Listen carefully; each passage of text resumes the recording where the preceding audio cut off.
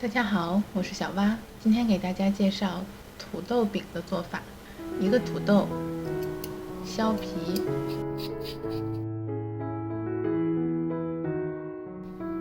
大葱叶，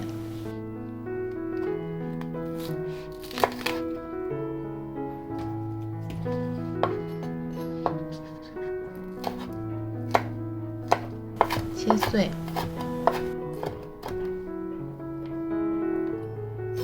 放一旁备用。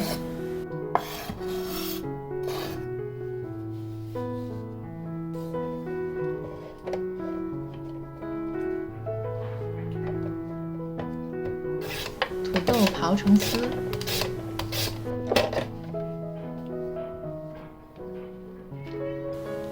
装入碗中。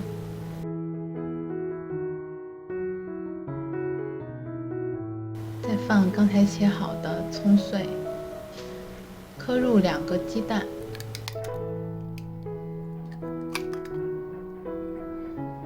放一点盐，一些辣椒面，一些淀粉，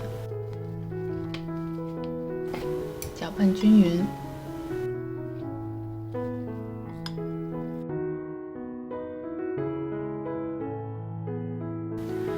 锅中烧油，待油热一些，舀1勺土豆丝，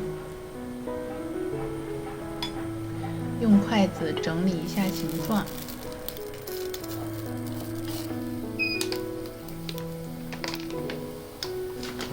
其他的也按这个方法。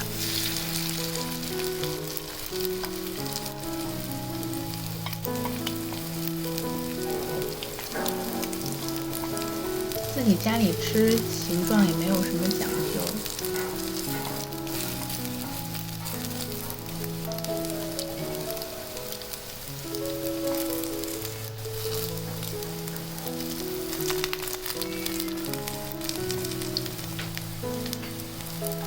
待定型了以后翻面。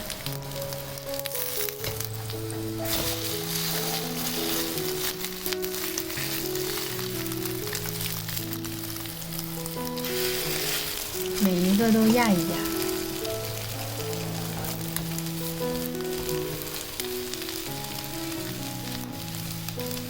等另外一面也焦黄了，再翻一次面。